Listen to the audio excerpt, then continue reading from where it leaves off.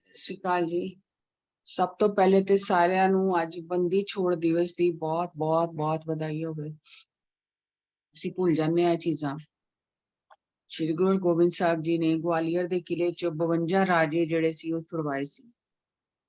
ਗਵਾਲੀਅਰ ਦਾ ਕਿਲਾ ਐਸਾ ਸੀ ਜਿੱਥੇ ਜਿਹੜਾ ਇੱਕ ਵਾਰੀ ਜਹਾਂਗੀਰ ਜੀ ਨੂੰ ਕੈਦ ਕਰ ਦਿੰਦਾ ਸੀ ਨਾ, ਉਹ ਅੰਦਰ ਹੀ ਮਰ ਜਾਂਦਾ ਸੀ। ਉਹ ਬਾਹਰ ਦੁਨੀਆ ਦੇਖ ਹੀ ਨਹੀਂ ਸੀ ਸਕਦਾ। ਔਰ ਜਿਹੜਾ ਵੀ ਰਾਜਾ ਬਾਗੀ ਹੁੰਦਾ ਸੀ, ਜਿਹੜਾ ਵੀ ਲੱਗਦਾ ਸੀ ਉਹਨੂੰ ਕਿ ਇਹ ਬਗਾਵਤ ਕਰ ਸਕਦਾ ਅੱਗੇ ਜਾ ਕੇ, ਤੇ ਉਹਨਾਂ ਨੂੰ ਬੰਦ ਕਰਤਾ ਜਾਂਦਾ ਸੀ। ਔਰ ਜਿਸ ਵੇਲੇ ਗੁਰੂ ਅਰਜਨ ਪਾਤਸ਼ਾਹ ਦੀ ਸ਼ਹੀਦੀ ਹੋਈ ਔਰ ਜਹਾਂਗੀਰ ਨਾਲ ਗੁਰੂ ਹਰਗੋਬਿੰਦ ਸਾਹਿਬ ਜੀ ਦੀ ਗੱਲਬਾਤ ਹੋਣ ਲੱਗੀ, ਦੋਸਤੀ ਹੋਣ ਲੱਗੀ, ਤੇ ਜਿਨ੍ਹਾਂ ਨੇ ਗੁਰੂ ਅਰਜਨ ਦੇਵ ਜੀ ਨੂੰ ਸ਼ਹੀਦ ਕਰਨ ਵਿੱਚ ਹਿੱਸਾ ਪਾਇਆ ਸੀ, ਤੇ ਉਹ ਸਭ ਬਹੁਤ ਡਰ ਗਏ ਕਿ ਅਗਰ ਇਹਨਾਂ ਦੀ ਦੋਸਤੀ ਹੋ ਗਈ ਤੇ ਸਾਡਾ ਤੇ ਜੀਵਨ ਖਤਮ ਹੈ। ਤੇ ਉਹਨਾਂ ਨੇ ਫਿਰ ਕਈ ਚਾਲਾਂ ਚੱਲੀਆਂ ਔਰ ਉਹਦੇ ਚ ਇੱਕ ਚਾਲ ਇਹ ਚੱਲੀ ਕਿ ਜਹਾਂਗੀਰ ਨੂੰ ਕਿਹਾ ਕਿ ਗੁਰੂ ਹਰਗੋਬਿੰਦ ਸਾਹਿਬ ਜੀ ਤੇਰੇ ਮਿੱਤਰ ਨੇ ਔਰ ਤੇਰੇ ਤੇ ਸਾੜ ਸੱਤੀ ਆਉਣ ਵਾਲੀ ਹੈ, ਤੇ ਜੇ ਉਹ ਇੰਨੇ ਭਜਨ ਬੰਦਗੀ ਵਾਲੇ ਨੇ, ਜੇ ਉਹ ਗਵਾਲੀਅਰ ਦੇ ਕਿਲੇ 'ਚ ਇਕਾਂਤ ਬੈਠ ਕੇ ਤੇਰੇ ਲਈ 40 ਦਿਨ ਭਜਨ ਬੰਦਗੀ ਕਰਨ ਤੇ ਤੇਰੀ ਸਾੜ ਸੱਤੀ ਟਲ ਜਾਏਗੀ। ਤੇ ਉਹਨਾਂ ਨੂੰ ਇਹ ਹੋਇਆ ਕਿ ਜੇ ਤੇ ਮੰਨ ਗਏ ਤੇ ਫਿਰ ਕਿਲੇ ਵਿੱਚ ਅਸੀਂ ਹੋਰ ਚੀਜ਼ਾਂ ਕਰਦੇ ਰਵਾਂਗੇ, ਬਾਹਰ ਇਹਨਾਂ ਨੂੰ ਆਣ ਹੀ ਨਹੀਂ ਦਿਆਂਗੇ। ਤੇ ਜੇ ਨਹੀਂ ਮੰਨਣਗੇ ਤੇ ਅਸੀਂ ਕਹਾਂਗੇ ਦੱਸ ਤੂੰ ਉਹਨਾਂ ਨਾਲ ਦੋਸਤੀ ਕੀਤੀ, ਉਹ ਤੇ ਤੇਰੀ ਗੱਲ ਹੀ ਨਹੀਂ ਮੰਨ ਰਹੇ, ਤੇ ਦੋਨੋਂ ਤਰਫੋਂ ਸਾਡੀ ਜਿੱਤ ਹੋ ਜਾਏਗੀ। ਤੇ ਗੁਰੂ ਹਰਗੋਬਿੰਦ ਸਾਹਿਬ ਜੀ ਤੱਕ ਜਹਾਂਗੀਰ ਨੇ ਸੰਦੇਸ਼ ਪਹੁੰਚਾਇਆ ਤੇ ਗੁਰੂ ਹਰਗੋਬਿੰਦ ਸਾਹਿਬ ਨੇ ਕਿਹਾ ਹਾਂ ਠੀਕ ਹੈ ਅਸੀਂ ਜਾਵਾਂਗੇ। ਤੇ ਗੁਰੂ ਸਾਹਿਬ ਗਏ ਤੇ 40 ਦਿਨ ਲਈ, ਲੇਕਿਨ ਜਿਹੜੇ ਵੀ ਉਹਦੇ ਜਹਾਂਗੀਰ ਦੇ ਬੰਦੇ ਸੀ ਉਹਨਾਂ ਨੇ ਬਹੁਤ ਅੰਦਰ ਚਾਲਾਂ ਖੇਡੀਆਂ, ਖਾਣੇ 'ਚ ਜ਼ਹਿਰ ਵੀ ਮਿਲਾਇਆ, ਜ਼ਹਿਰ ਵਾਲੇ ਕੱਪੜੇ ਵੀ ਭੇਜੇ, ਬਹੁਤ ਕੁਝ ਕੀਤਾ।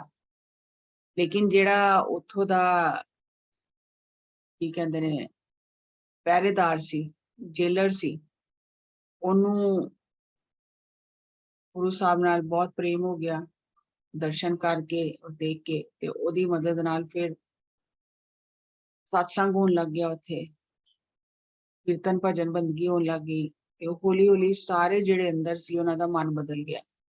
ਦੇਖੋ ਗੁਰੂ ਪਰਉਪਕਾਰ ਵਾਸਤੇ ਹਰ ਚੀਜ਼ ਆਪਣੇ ਉੱਪਰ ਲੈ ਲੈਂਦੇ ਨੇ। ਉਹ ਤੇ ਇੱਕ ਬਹਾਨਾ ਸੀ ਕਿ ਜਹਾਂਗੀਰ ਨੂੰ ਉਹਨਾਂ ਨੇ ਕਿਹਾ, ਜਹਾਂਗੀਰ ਨੇ ਕਿਹਾ ਕਿ ਤੁਸੀਂ ਜਾ ਕੇ ਕਿਲੇ ਵਿੱਚ ਮੇਰੇ ਲਈ ਤਪੱਸਿਆ ਕਰੋ, ਲੇਕਿਨ ਉਹ ਤੇ ਜਿਹੜੇ ਕਿਲੇ 'ਚ ਦੁਖੀ ਬੰਦੇ ਸੀ ਉਹਨਾਂ ਨੂੰ ਬਾਹਰ ਕੱਢਣ ਦਾ ਇੱਕ ਬਹਾਨਾ ਸੀ। ਤੇ ਉਹ ਜਿਹੜੇ ਮੰਤਰੀ ਸੀ ਜਹਾਂਗੀਰ ਦੇ, ਉਹਨਾਂ ਨੇ ਐਸਾ ਕਰਤਾ ਕਿ ਜਹਾਂਗੀਰ ਨੂੰ ਭੁਲਾ ਹੀ ਦਿੱਤਾ ਕਿ ਤੂੰ ਕੈਦ ਕੀਤਾ ਗੁਰੂ ਸਾਹਿਬ ਨੂੰ।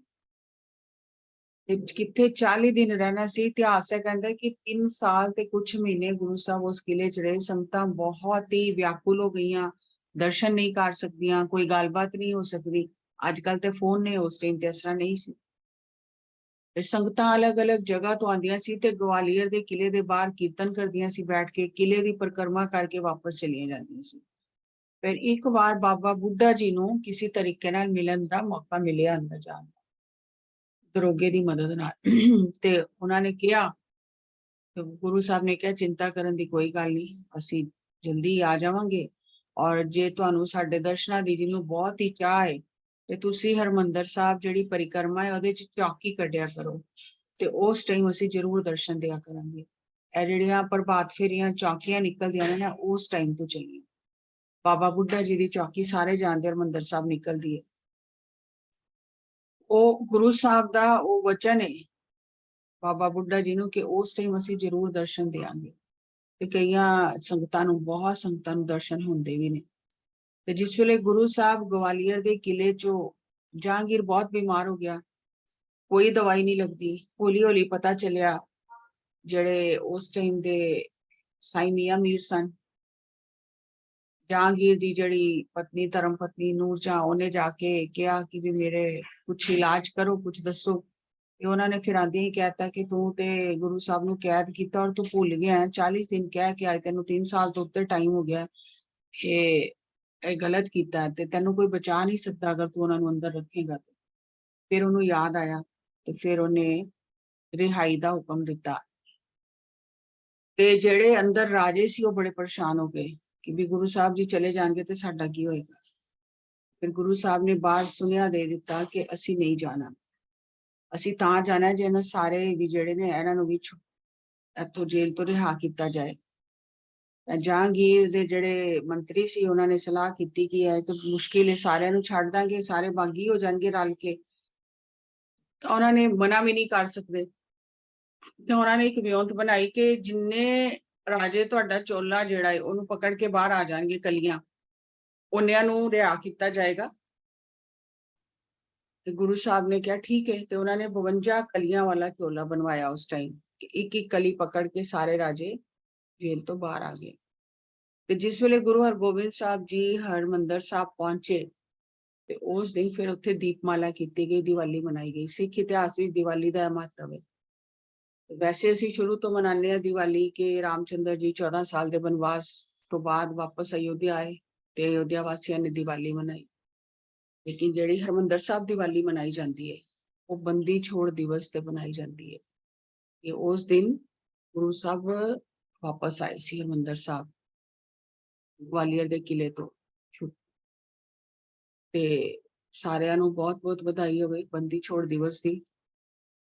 ਸਾਨੂੰ ਆਪਣੇ ਇਤਿਹਾਸ ਦਾ ਪਤਾ ਹੋਣਾ ਚਾਹੀਦਾ। ਹੁਣ ਇੱਥੇ ਬਹੁਤ ਸਾਰੀਆਂ ਚੀਜ਼ਾਂ ਸਮਝਣ ਵਾਲੇ ਟੌਪਿਕ ਤੇ ਮੈਂ ਕੋਈ ਹੋਰ ਲਿਆ ਸੀ, ਪਰ ਐਨ ਮੂਮੈਂਟ ਤੇ ਮੈਨੂੰ ਯਾਦ ਆ ਗਿਆ ਤੇ ਮੈਂ ਚੇਂਜ ਕੀਤਾ ਕਿ ਕੋਈ ਵੀ ਸਾਨੂੰ ਔਕੜ ਆਉਂਦੀ ਹੈ ਨਾ ਤੇ ਅਸੀਂ ਬੈਠ ਕੇ ਰੋਣ ਲੱਗ ਜਾਂਦੇ ਹਾਂ ਕਿ ਸਾਡੀ ਤਾਂ ਕਿਸਮਤ ਹੀ ਖਰਾਬ ਹੈ, ਪਤਾ ਨਹੀਂ ਕਿਹੜੇ ਕਰਮ ਕੀਤੇ ਨੇ।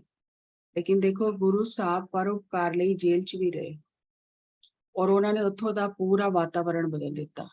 ਅੱਜ ਉਹ ਜੇਲ੍ਹ ਗੁਰਦੁਆਰਾ ਬਣ ਗਈ ਹੈ, ਜਿਹਨੂੰ ਗਵਾਲੀਅਰ ਦਾ ਕਿਲਾ ਹੀ ਕਿਹਾ ਜਾਂਦਾ ਹੈ, ਔਰ ਉੱਥੇ ਹਰ ਸਾਲ ਦੀਵਾਲੀ ਮਨਾਈ ਜਾਂਦੀ ਹੈ। ਤੇ ਜਿਹੜਾ ਵੀ ਸਤਪੁਰਸ਼ ਹੁੰਦੇ ਨੇ, ਗੁਰੂ ਹੁੰਦੇ ਨੇ ਨਾ, ਉਹ ਹਰ ਮੌਕੇ ਦਾ ਫਾਇਦਾ ਉਠਾਉਂਦੇ ਨੇ ਤੇ ਹਰ ਮੌਕੇ ਵਿੱਚ ਜਿੱਥੇ ਵੀ ਹੁੰਦੇ ਨੇ ਆਸ-ਪਾਸ ਐਸੀਆਂ ਤਰੰਗਾਂ ਹੋ ਜਾਂਦੀਆਂ ਕਿ ਪਰਉਪਕਾਰੀ ਹੁੰਦਾ, ਕਈਆਂ ਲੋਕਾਂ ਦੇ ਕਲਿਆਣ ਹੋ ਜਾਂਦਾ। ਹੁਣ ਰਾਜੇ ਤੇ ਕਦੀ ਬਾਹਰ ਨਿਕਲ ਹੀ ਨਹੀਂ ਸੀ ਸਕਦੇ, ਇਹਨਾਂ ਨੇ ਅੰਦਰ ਹੀ ਮਰ ਜਾਣਾ ਸੀ। ਐਸੇ ਐਸੇ ਖੁੰਖਾਰ ਇੱਕ ਡਾਕੂ ਸੀ ਅੰਦਰ ਜਿਹਦੇ ਤੇ ਕਈ ਕਤਲਾਂ ਦਾ ਕੇਸ ਚੱਲ ਰਿਹਾ ਸੀ। ਉਹਨੂੰ ਜੰਜੀਰਾਂ ਨਾਲ ਬੰਨ੍ਹ ਕੇ ਰੱਖਦੇ ਸੀ ਕਿਉਂਕਿ ਅਗਰ ਉਹ ਕਿਸੇ ਨੂੰ ਵੇਖ ਵੀ ਲਵੇ ਤੇ ਉਹਨੂੰ ਮਾਰ ਦਿੰਦਾ ਸੀ। ਤੇ ਉਹਨੂੰ ਜੇਲ੍ਹ ਦੇ ਅੰਦਰ ਵੀ ਜੰਜੀਰਾਂ ਨਾਲ ਬੰਨ੍ਹ ਕੇ ਰੱਖਦੇ ਸੀ। ਜਿਉਂ-ਜਿਉਂ ਜੇਲ੍ਹ ਦੇ ਅੰਦਰ ਪਾਠ ਪੂਜਾ ਸਿਮਰਨ ਕਥਾ ਹੋਈ, ਉਹ ਵਾਈਬ੍ਰੇਸ਼ਨ ਚੇਂਜ ਹੋਈਆਂ, ਉਹਦਾ ਮਨ ਬਦਲ ਗਿਆ। ਉਹਨੇ ਰੋ ਰੋ ਕੇ ਮਿੰਨਤਾਂ ਕੀਤੀਆਂ ਦਰੋਗੇ ਦੀਆਂ ਕਿ ਮੈਂ ਇੱਕ ਵਾਰੀ ਦਰਸ਼ਨ ਕਰਨੇ ਨੇ। ਉਹਨੇ ਕਿਹਾ ਮੈਂ ਤੈਨੂੰ ਦਰਸ਼ਨ ਨਹੀਂ ਕਰਾ ਸਕਦਾ, ਤੈਨੂੰ ਮੈਂ ਖੋਲ ਕੇ ਜੇ ਬਾਹਰ ਲੈ ਗਿਆ ਤੇ ਤੂੰ ਤੇ ਮਾਰ ਦੇਣਾ ਸਾਰਿਆਂ ਨੂੰ ਤੇ ਮੇਰੀ ਨੌਕਰੀ ਚਲੀ ਜਾਣੀ। ਤੇ ਉਹਨੇ ਜੋ ਕਿਹਾ ਕਿ ਬਿਲਕੁਲ ਐਸਾ ਨਹੀਂ ਕਰਾਂਗਾ, ਮੈਂ ਇੱਕ ਵਾਰ ਗੁਰੂ ਸਾਹਿਬ ਦੇ ਦਰਸ਼ਨ ਕਰਨੇ। ਫਿਰ ਉਹ ਵੀ ਆਇਆ, ਉਹਨੇ ਦਰਸ਼ਨ ਕੀਤੇ, ਉਹਦਾ ਵੀ ਮਨ ਬਦਲ ਗਿਆ।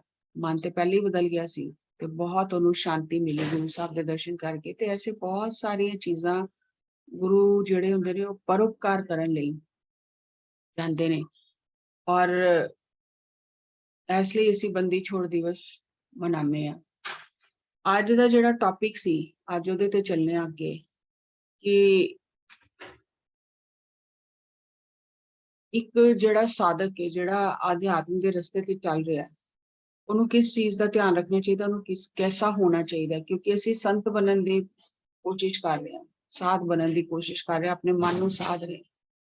ਤੇ ਫਰੀਦ ਜੀ ਦਾ ਇਹ ਸ਼ਬਦ ਹੈ, ਸਾਰਿਆਂ ਨੇ ਸੁਣਿਆ ਹੋਏਗਾ, ਕਈ ਵਾਰ ਸੁਣਿਆ ਹੋਏਗਾ, ਦਿਲੋਂ ਮੁਹੱਬਤ ਜਿਨ ਸਹੀ ਸੱਚਿਆ, ਜਿਨ ਮਨ ਹੋਰ ਮੁਖ ਹੋਰ ਸੇ ਕਾਂਡੇ ਗੱਚਿਆ। ਕਿ ਅਗਰ ਅਸੀਂ ਆਪਣੇ ਆਪ ਨੂੰ ਤੋਲਣਾ ਚਾਹੁੰਦੇ ਹਾਂ ਕਿ ਅਸੀਂ ਅਧਿਆਤਮ ਦੇ ਰਸਤੇ ਤੇ ਚੱਲ ਰਹੇ ਨਹੀਂ ਚੱਲ ਰਹੇ, ਤਾਂ ਸਭ ਤੋਂ ਪਹਿਲਾਂ ਹੈ ਕਿ ਜਿਨ੍ਹਾਂ ਨੂੰ ਦਿਲੋਂ ਪਿਆਰ ਹੈ ਪਰਮਾਤਮਾ ਨਾਲ, ਸਹੀ ਦਿਲ ਨਾਲ ਜੁੜੇ ਹੋਏ ਨੇ, ਉਹੀ ਸੱਚੇ ਨੇ, ਸੱਚੇ ਸਾਧਕ ਨੇ, ਸੱਚੇ ਸੰਤ ਨੇ।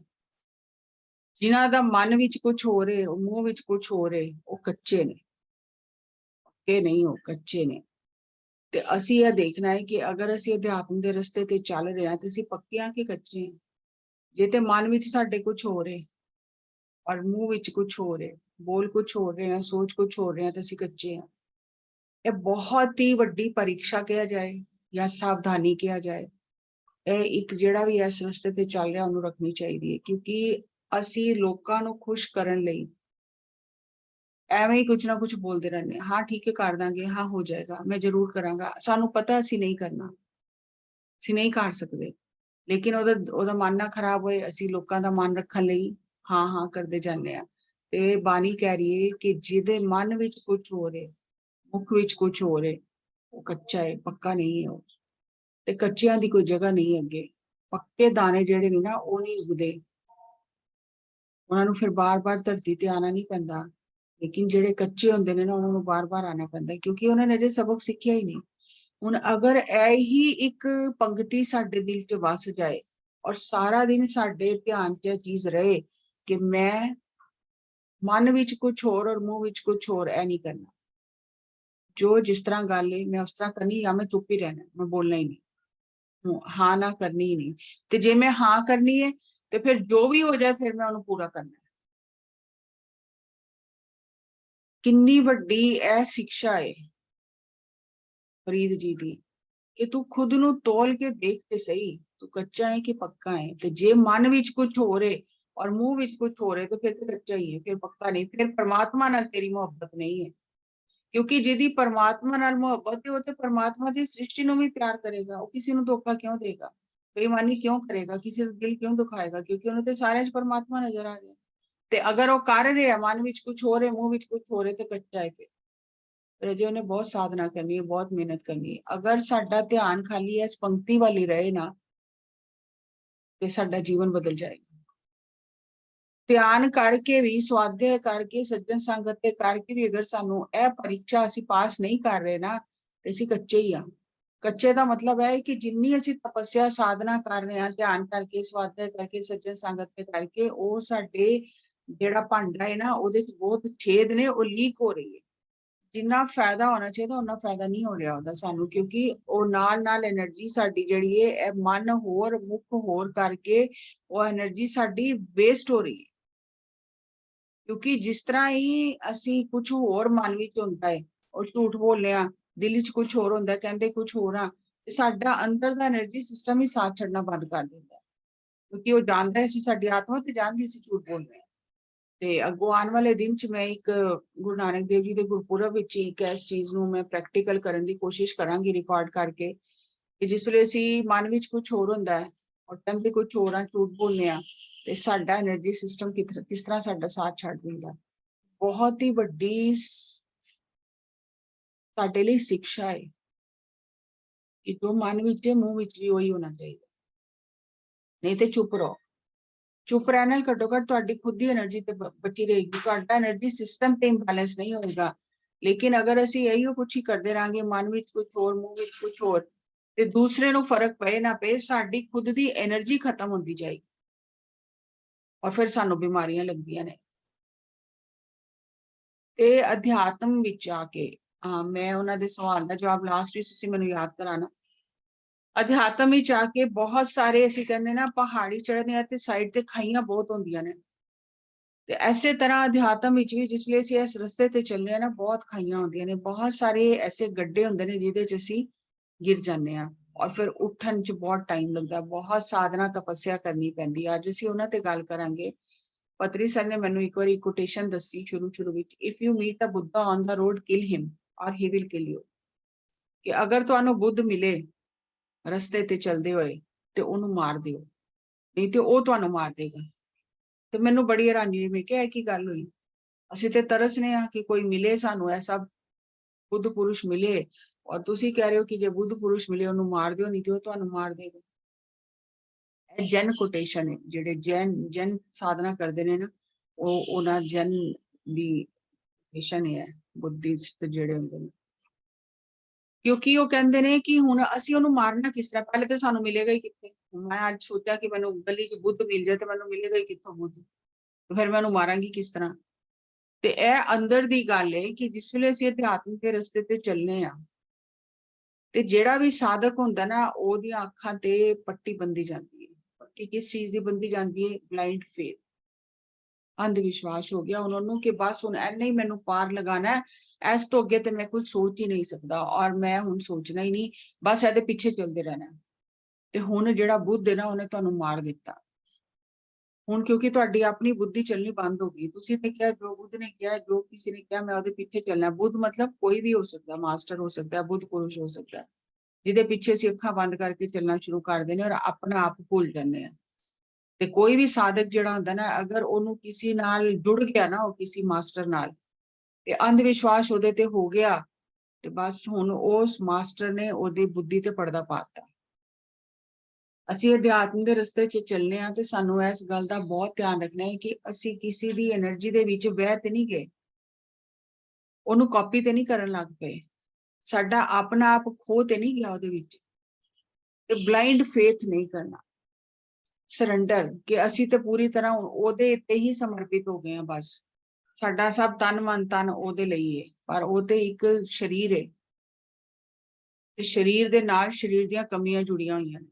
ਕਦੀ ਵੀ ਉਹਦੀ ਕੋਈ ਪਰੀਖਿਆ ਹੋ ਸਕਦੀ ਹੈ, ਉਹ ਭਟਕ ਸਕਦਾ ਹੈ, ਉਹਦੀ ਜ਼ਿੰਦਗੀ ਦੇ ਕੀ ਲੈਸਨ ਨੇ ਤੁਹਾਨੂੰ ਨਹੀਂ ਪਤਾ, ਲੇਕਿਨ ਤੁਸੀਂ ਪੂਰੀ ਤਰ੍ਹਾਂ ਉਹਦੇ ਸਮਰਪਿਤ ਹੋ ਗਏ ਤੇ ਤੁਸੀਂ ਭਟਕ ਜਾਓਗੇ। ਲਵ, ਪਿਆਰ, ਇੰਨਾ ਸਾਨੂੰ ਕਿਸੇ ਨਾਲ ਪਿਆਰ ਹੋ ਜਾਂਦਾ ਕਿ ਕਹਿੰਦੇ ਨਾ ਪਿਆਰ ਚੰਨੇ ਹੋ ਜਾਈਦਾ। ਅਧਿਆਤਮ ਵਿੱਚ ਵੀ ਅਗਰ ਅਸੀਂ ਕਿਸੇ ਨਾਲ ਇੰਨਾ ਪਿਆਰ ਕਰ ਲਈਏ, ਇੰਨਾ ਪਿਆਰ ਕਰ ਲਈਏ ਜਿਹੜਾ ਕਿ ਅਜੇ ਆਪ ਹੀ ਰਸਤੇ ਤੇ ਚੱਲ ਰਿਹਾ, ਇੱਥੇ ਕਿਸੇ ਬ੍ਰਹਮ ਗਿਆਨੀ ਨਾਲ, ਗੁਰੂ ਨਾਲ ਪਿਆਰ ਦੀ ਗੱਲ ਨਹੀਂ ਹੋ ਰਹੀ।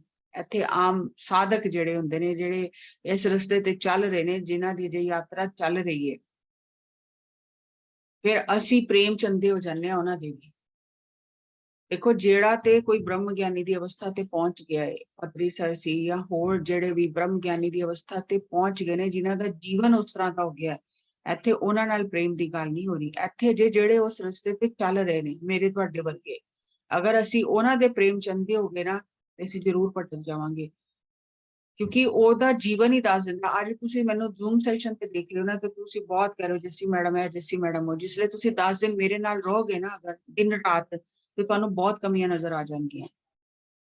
ਫਿਰ ਤੁਹਾਡੇ ਅੱਖਾਂ ਤੋਂ ਪੱਟੀ ਉਤਰ ਜਾਏਗੀ, ਫਿਰ ਤੁਹਾਨੂੰ ਲੱਗੇਗਾ ਅਰੇ ਮੈਡਮ ਇਸ ਤਰ੍ਹਾਂ ਕਿਉਂ ਕਰ ਰਹੀ ਹੈ, ਇਸ ਤਰ੍ਹਾਂ ਤੇ ਨਹੀਂ ਕਰਨਾ ਚਾਹੀਦਾ, ਇਸ ਤਰ੍ਹਾਂ ਕਿਉਂ ਕਰ ਰਹੀ ਹੈ, ਤੇ ਗੱਲ ਸਹੀ ਨਹੀਂ ਹੈ। ਕਿਉਂਕਿ ਦੂਰੋਂ ਅਸੀਂ ਦੇਖਦੇ ਆ ਨਾ, ਦੂਰੋਂ ਸਾਨੂੰ ਅਲੱਗ ਚੀਜ਼ਾਂ ਦਿਖਾਈ ਦਿੰਦੀਆਂ ਨੇ। ਜਿਸ ਵੇਲੇ ਅਸੀਂ ਕੋਲ ਚਲੇ ਜਾਂਦੇ ਹਾਂ, ਜਿਸ ਵੇਲੇ ਤੁਸੀਂ ਗੁਰੂ ਦੇ ਵੀ ਬਹੁਤ ਕੋਲ ਚਲੇ ਜਾਓਗੇ ਨਾ, ਤੇ ਤੁਹਾਨੂੰ ਬਹੁਤ ਸਾਰੇ ਭਰਮ ਆਉਣ ਲੱਗ ਜਾਣਗੇ। ਕਈ ਚੀਜ਼ਾਂ ਤੁਹਾਨੂੰ ਸਮਝ ਹੀ ਨਹੀਂ ਆਉਣਗੀਆਂ, ਪਸੰਦ ਹੀ ਨਹੀਂ ਆਉਣਗੀਆਂ। ਫਿਰ ਤੁਹਾਨੂੰ ਤਰਕ ਹੋਣ ਲੱਗ ਜਾਏਗਾ ਕਿ ਅਰੇ ਇਸ ਤਰ੍ਹਾਂ ਕਿਉਂ ਕਰ ਰਹੇ ਨੇ, ਇਸ ਤਰ੍ਹਾਂ ਕਿਉਂ ਕਹਿ ਰਹੇ ਨੇ। ਤੇ ਇਸ ਲਈ ਜਿਹੜਾ ਤੇ ਇਸ ਰਸਤੇ ਤੇ ਚੱਲ ਰਹੇ ਨੇ, ਸਾਰੇ ਅਸੀਂ ਚੱਲ ਰਹੇ ਹਾਂ, ਤੇ ਕਿਸੇ ਦੇ ਵੀ ਪ੍ਰੇਮ ਚ ਇੰਨੇ ਨਹੀਂ ਡੁੱਬ ਜਾਣਾ ਕਿ ਤੁਸੀਂ ਆਪਣਾ ਆਪ ਹੀ ਭੁੱਲ ਜਾਓ। ਇਹ ਸਾਰੇ ਸਾਵਧਾਨੀਆਂ ਨੇ ਜਿਹੜੀਆਂ ਅਸੀਂ ਇਸ ਰਸਤੇ ਤੇ ਚੱਲਦੇ ਹੋਏ ਧਿਆਨ ਰੱਖਣੀਆਂ ਨੇ। ਗ੍ਰੈਟੀਟਿਊਡ, ਕਿ ਮੈਨੂੰ ਤੇ ਬਹੁਤ ਗ੍ਰੈਟੀਟਿਊਡ ਹੈ, ਤੁਸੀਂ ਰਸਤਾ ਦਿਖਾਇਆ, ਮੈਨੂੰ ਵੀ ਬਹੁਤ ਸੀ। ਜਿਹੜਾ ਮੈਨੂੰ ਇਸ ਰਸਤੇ ਤੇ ਲੈ ਕੇ ਆਏ, ਤੇ ਮੈਂ ਦਿਨ ਰਾਤ ਕਹਿੰਦੇ ਰਹਿਣਾ, ਮੈਂ ਤੇ ਉਹਨਾਂ ਨੂੰ ਭੁੱਲ ਹੀ ਨਹੀਂ ਸਕਦੀ। ਉਹਨਾਂ ਨੇ ਤੇ ਮੇਰੇ ਤੇ ਇੰਨਾ ਅਹਿਸਾਨ ਕੀਤਾ, ਉਹਨਾਂ ਨੇ ਤੇ ਪਰਉਪਕਾਰ ਕੀਤਾ, ਅਗਰ ਉਹ ਨਾ ਹੁੰਦੇ ਤੇ ਮੈਂ ਤੇ ਰੁੱਲ ਜਾਣਾ ਸੀ, ਮੈਂ ਹੋ ਜਾਣਾ ਸੀ।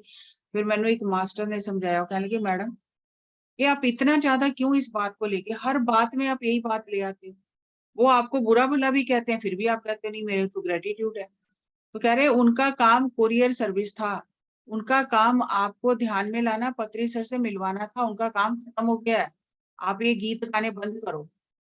ठीक है ग्रेटिट्यूड है, लेकिन ये दिन रात उसी बात को लेके बहुत ग्रेटिट्यूड है, बहुत ग्रेटिट्यूड है। उनका जो काम था उन्होंने कर दिया, आप अपनी जर्नी पे आगे चलो। ये जरूरी नहीं है कि वो आपके साथ चलेंगे या बार बार पीछे मुड़ के उन्हें आगे खींच के लाओ। उनका काम था आपको पत्री सर तक पहुंचाना, ध्यान आपकी जिंदगी में आया उनकी वजह से, बस बहुत है, ग्रेटिट्यूड है, ठीक है वो लेके आए। लेकिन दिन रात वही गीत गाते रहोगे ना, तो फिर आप उनकी एनर्जी में चले जाओगे, आप आगे नहीं बढ़ पाओगे। उनको छोड़ो, आगे बढ़ो। फिर मैनू समझ आई, तो फिर पत्री सर ने भी किया, if you meet a Buddha on the road kill him और ही विल किल यू। ਤੇ ਇਹਨਾਂ ਗੱਲਾਂ ਨਾਲ ਅਸੀਂ ਆਪਣੇ ਆਪ ਨੂੰ ਖਤਮ ਕਰ ਲੈਂਦੇ ਹਾਂ, ਆਪਣੀ એનર્ਜੀ ਛੋੜ ਕੇ ਅਸੀਂ ਦੂਜੇ ਦੇ ਪਿੱਛੇ ਲੱਗ ਜਾਂਦੇ ਹਾਂ। ਹਮੇਸ਼ਾ ਚੈੱਕ ਕਰਦੇ ਰਹੋ, ਚਾਹੇ ਕਿੰਨਾ ਵੱਡਾ ਥਰਡ ਆਈ ਮਾਸਟਰ ਹੋਏ। ਤੁਹਾਨੂੰ ਇਹ ਗੱਲਾਂ ਸ਼ਾਇਦ ਪਚਨ ਨਹੀਂ, ਲੇਕਿਨ ਇਹ ਸੱਚਾਈ ਹੈ। ਮੈਂ ਬਹੁਤ ਕਲੋਜ਼ਲੀ ਹਰ ਚੀਜ਼ ਦੇਖੀ, ਅਧਿਆਤਮ ਬਹੁਤ ਕਲੋਜ਼ਲੀ ਦੇਖਿਆ, ਕਿਉਂਕਿ ਸਾਡੇ ਘਰ ਹੀ ਅਧਿਆਤਮ ਸੀ।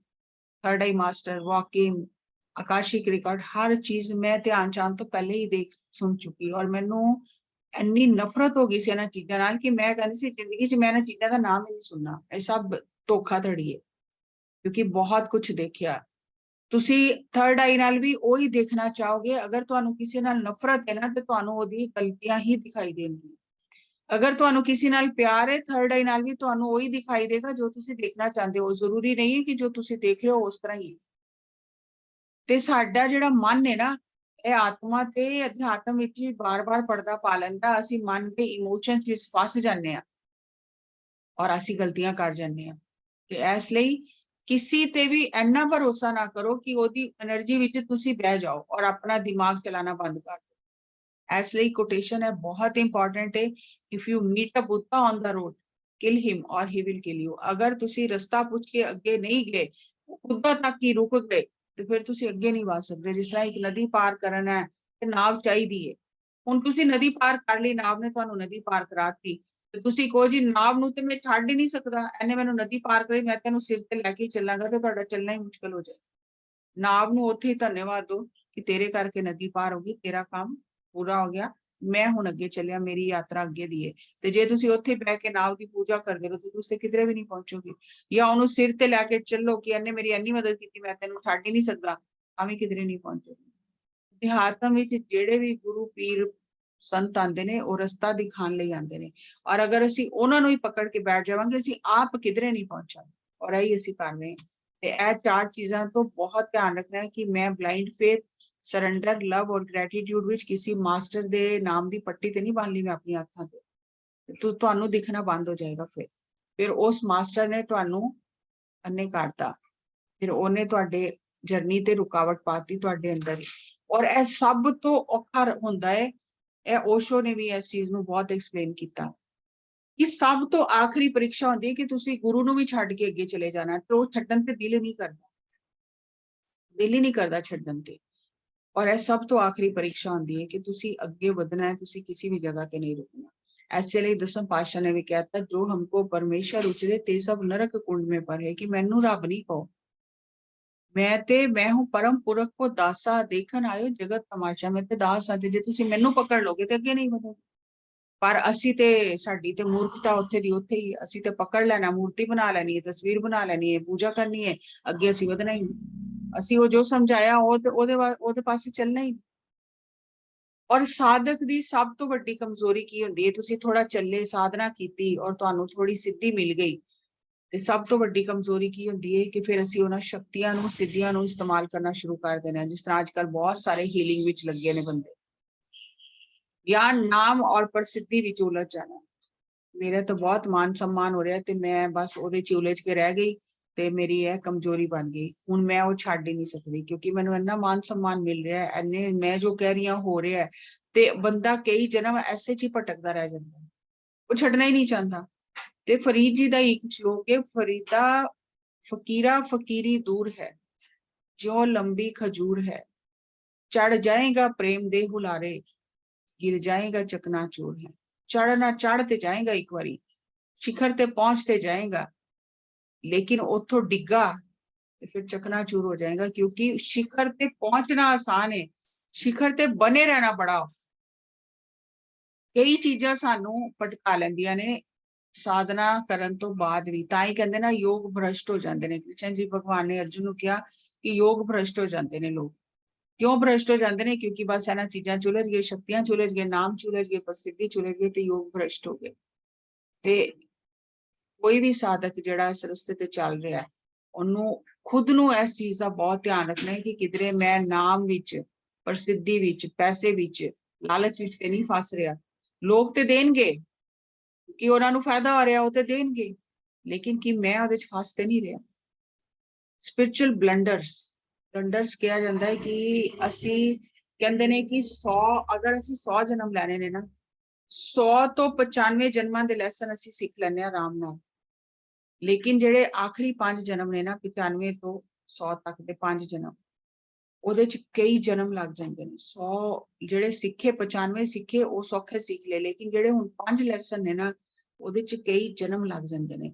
ਔਰ ਉਹ 5 ਲੈਸਨ ਕਿਹੜੇ ਨੇ? ਸਪਿਰਚੁਅਲ ਵਰਕ ਵਾਲੇ, ਕਿ ਦੂਜਿਆਂ ਦਾ ਹੋਮਵਰਕ ਕਰਨਾ। ਮੈਂ ਕਰ ਦਾਂਗੀ, ਮੈਂ ਕਰ ਦਾਂਗੀ, ਮੈਂ ਸਭ ਕਰ ਲਾਂਗੀ, ਨਹੀਂ ਤੁਹਾਨੂੰ ਜ਼ਰੂਰਤ ਨਹੀਂ, ਮੈਂ ਸਭ ਕਰ ਲਾਂਗੀ। ਐਸੇ ਚੱਕਰ ਚ ਅਸੀਂ ਹੀਲਿੰਗ ਵਿੱਚ ਫਸ ਜਾਂਦੇ ਹਾਂ। ਮੈਂ ਕਰ ਦਾਂਗੀ, ਮੈਨੂੰ ਪਤਾ ਕਿਸ ਤਰ੍ਹਾਂ ਕਰਨਾ, ਮੈਂ ਕਰ ਦਾਂਗੀ। ਦਿਨ ਰਾਤ ਬਸ ਐਸੇ ਚ ਉਲਝੇ ਰਹਿਣਾ, ਮੈਂ ਕਰ ਦਾਂਗੀ, ਕਿਉਂਕਿ ਉਹਨੂੰ ਇਹ ਵਿਸ਼ਵਾਸ ਹੋ ਜਾਂਦਾ ਕਿ ਮੇਰੇ ਕੋਲ ਪਾਵਰ ਹੈ, ਮੈਨੂੰ ਮਾਸਟਰ ਗਾਈਡ ਕਰ ਰਹੇ ਨੇ, ਮੈਂ ਕਰ ਸਕਣਾ। ਤੇ ਜਿਸ ਵੇਲੇ ਅਸੀਂ ਇਹ ਸੋਚ ਰਹੇ ਨਾ ਮੈਂ ਕਰ ਸਕਣਾ, ਦੂਜਾ ਨਹੀਂ ਕਰ ਸਕਦਾ, ਉਹ ਕਮਜ਼ੋਰ ਹੈ, ਤੇ ਅਸੀਂ ਉਹਨੂੰ ਹੋਰ ਕਮਜ਼ੋਰ ਕਰਤਾ। ਆਪਣੇ ਆਪ ਨੂੰ ਅਸੀਂ ਹੋਰ ਉੱਤੇ ਕਰ ਲਿਆ, ਉਹਨੂੰ ਅਸੀਂ ਹੋਰ ਥੱਲੇ ਕਰਤਾ। ਐਸੇ ਲਈ ਪਤਰੀ ਜੀ ਬਾਰ-ਬਾਰ ਕਹਿੰਦੇ ਸੀ, ਜੋ ਮੈਂ ਕਰ ਸਕਣਾ ਤੁਸੀਂ ਵੀ ਕਰ ਸਕਦੇ ਹੋ, ਜੇ ਮੈਂ ਇਹ ਚੀਜ਼ ਪਾਈ ਤੁਸੀਂ ਵੀ ਪਾ ਸਕਦੇ ਹੋ।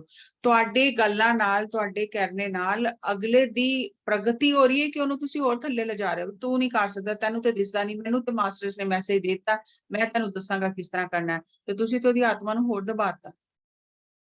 ਤੇ ਸਪਿਰਚੁਅਲੀ ਜਿਸ ਵੇਲੇ ਅਸੀਂ ਅੱਗੇ ਵਧਨੇ, ਆਖਰੀ ਜਿਸ ਵੇਲੇ ਜਨਮਾਂ ਚ ਅਸੀਂ ਜਾਂਦੇ ਹਾਂ, ਤੇ ਇਹ ਬਹੁਤ ਵੱਡਾ ਲੈਸਨ ਹੈ ਕਿ ਦੂਜਿਆਂ ਦਾ ਹੋਮਵਰਕ ਨਹੀਂ ਕਰਨਾ। ਪਤਰੀ ਸਰ ਨੇ ਕਦੀ ਕਿਸੇ ਨੂੰ ਨਹੀਂ ਕਿਹਾ ਕਿ ਲਿਆ ਮੈਂ ਤੇਰੇ ਸਿਰ ਤੇ ਆਸ਼ੀਰਵਾਦ ਦੇਣਾ, ਤੇਰਾ ਠੀਕ ਹੋ ਜਾਏਗਾ। ਕਦੀ ਉਹਨਾਂ ਨੇ ਕਿਸੇ ਨੂੰ ਨਹੀਂ ਕਿਹਾ। ਆਪਣੇ ਲੈਸਨ ਆਪ ਸਿੱਖੋ, ਆਪਣਾ ਹੋਮਵਰਕ ਆਪ ਕਰੋ, ਮੈਂ ਕਿਸੇ ਦਾ ਹੋਮਵਰਕ ਨਹੀਂ ਕਰਨਾ। ਤੇ ਅਧਿਆਤਮ ਵਿੱਚ ਆ ਕੇ ਜਿਸਲੇ ਸਾਨੂੰ ਥੋੜੀ ਆਪਣੇ ਆਤਮਾ ਸਾਡੀ ਜਾਗ ਜਾਂਦੀ ਨਾ, ਤੇ ਅਸੀਂ ਫਿਰ ਦੂਜਿਆਂ ਦਾ ਹੋਮਵਰਕ ਕਰਾਂ। ਇਹਨੂੰ ਸਾਤਵਿਕ ਦੋਸ਼ ਕਿਹਾ ਗਿਆ। ਤਾਮਸਿਕ ਦੋਸ਼ ਅਲੱਗ ਹੈ, ਰਾਜਸਿਕ ਦੋਸ਼ ਅਲੱਗ ਹੈ, ਇਹ ਸਾਤਵਿਕ ਦੋਸ਼ ਹੈ। ਔਰ ਸਾਤਵਿਕ ਦੋਸ਼ ਵਿੱਚ ਕਈ ਜਨਮ ਅਸੀਂ ਬਿਤਾ ਦੇਣੇ, ਕਿਉਂਕਿ ਉਹਦੇ ਚ ਮਜ਼ਾ ਆਉਣ ਲੱਗ ਜਾਂਦਾ ਹੈ। ਸ਼ਕਤੀਆਂ ਦਾ ਇਸਤੇਮਾਲ ਕਰਨਾ, ਦੂਜਿਆਂ ਨੂੰ ਮਦਦ ਕਰ ਦੇਣਾ, ਦੂਜਿਆਂ ਦਾ ਹੋਮਵਰਕ ਕਰ ਦੇਣਾ। ਤੁਸੀਂ ਦੇਖੋ ਜਿਹੜੇ ਵੀ ਅੱਜ ਕੱਲ ਸੰਤ ਜਾਂ ਕੋਈ ਵੀ, ਤੇ ਉਹ ਫਿਰ ਕਹਿਣਗੇ ਇਹ ਕਰੋਗੇ ਤੇ ਇਹ ਠੀਕ ਹੋ ਜਾਏਗਾ, ਇਹ ਕਰੋਗੇ ਤੇ ਇਹ ਠੀਕ ਹੋ ਜਾਏਗਾ, ਇਸ ਤਰ੍ਹਾਂ ਕਰੋਗੇ ਤੇ ਇਹ ਤਕਲੀਫ ਠੀਕ ਹੋ ਜਾਏਗੀ। ਤੇ ਅਸੀਂ ਪੰਡਿਤਾਂ ਨੂੰ ਛੱਡਿਆ ਤੇ ਉਹਨਾਂ ਨੂੰ ਪਕੜ ਲਿਆ, ਤੇ ਰਹੇ ਤੇ ਉੱਥੇ ਦੇ ਉੱਥੇ ਹੀ। ਦੂਸਰਾ, ਸਪਿਰਿਚੁਅਲੀ ਐਡਿਕਟਿਡ, ਬਹੁਤ ਜ਼ਿਆਦਾ ਦੇਣਾ, ਲੈਣਾ ਨਹੀਂ ਉਹਨਾਂ ਜਿੰਨਾ ਦੇਣਾ, ਇਹ ਵੀ ਸਪਿਰਿਚੁਅਲੀ ਐਡਿਕਟਿਡ। ਔਰ ਕਈ ਵਾਰੀ ਇਸ ਐਡਿਕਸ਼ਨ ਵਿੱਚ ਲੋਕੀ ਬਹੁਤ ਜ਼ਿਆਦਾ ਓਵਰ ਕੌਨਫੀਡੈਂਟ ਹੋ ਜਾਂਦੇ ਨੇ ਕਿ ਮੇਰੀ ਤੇ એનર્ਜੀ ਇੰਨੀ ਵੱਧ ਗਈ ਹੈ, ਮੈਨੂੰ ਤੇ ਇੰਨੀ ਅੰਦਰ ਸਿੱਧੀ ਮਿਲ ਗਈ ਹੈ ਕਿ ਮੈਂ ਅਗਰ ਸ਼ਰਾਬ ਵੀ ਪੀ ਲਾਂ ਤੇ ਮੈਨੂੰ ਕੋਈ ਫਰਕ ਨਹੀਂ ਪੈਂਦਾ, ਮੈਂ ਅਗਰ ਨਸ਼ਾ ਵੀ ਕਰ ਲਾਂ ਤੇ ਮੈਨੂੰ ਕੋਈ ਫਰਕ ਨਹੀਂ ਪੈਂਦਾ, ਮੇਰੀ ਬਾਡੀ ਦੀ એનર્ਜੀ ਉਹਨੂੰ ਟਰਾਂਸਫਾਰਮ ਕਰ ਦਿੰਦੀ ਹੈ। ਤੇ ਕਈ ਵਾਰੀ ਇਸ ਜਗ੍ਹਾ ਤੇ ਆ ਕੇ ਬੰਦਾ ਐਡਿਕਟਿਡ ਹੋ ਜਾਂਦਾ ਕਈ ਚੀਜ਼ਾਂ ਨੂੰ।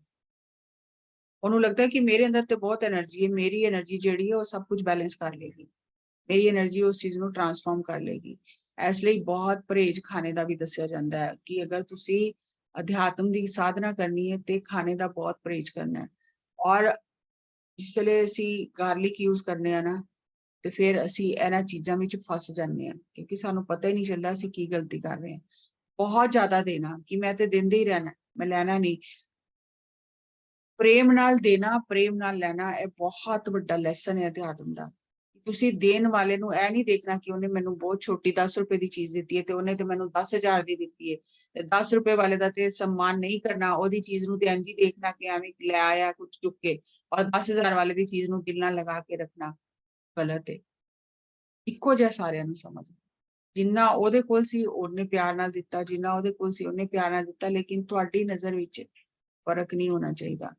ਤੇ ਜਿਸ ਵੇਲੇ ਅਸੀਂ ਸਪਿਰਿਚੁਅਲੀ ਐਡਿਕਟਿਡ ਹੋ ਜਾਂਦੇ ਨਾ ਕਿਸੇ ਚੀਜ਼ ਦੇ, ਜਾਂ ਬਹੁਤ ਜ਼ਿਆਦਾ ਦੇਣਾ, ਤੇ ਉਹ ਵੀ ਸਾਡੇ ਅਸੀਂ ਪਰੀਖਿਆ ਵਿੱਚ ਫਸ ਜਾਂਦੇ ਆ। ਅਟੈਚਮੈਂਟ ਵਿਦ ਪੋਜੀਸ਼ਨ, ਕਿ ਅਗਰ ਕੋਈ ਉਪਾਧੀ ਮਿਲ ਗਈ ਤੇ ਬਸ ਫਿਰ ਉਹਨੂੰ ਉਪਾਧੀ ਮੇਰੇ ਨਾਮ ਨਾਲ ਨਹੀਂ ਲੱਗੇਗੀ ਤੇ ਮੈਨੂੰ ਚੈਨ ਨਹੀਂ ਆਏਗਾ।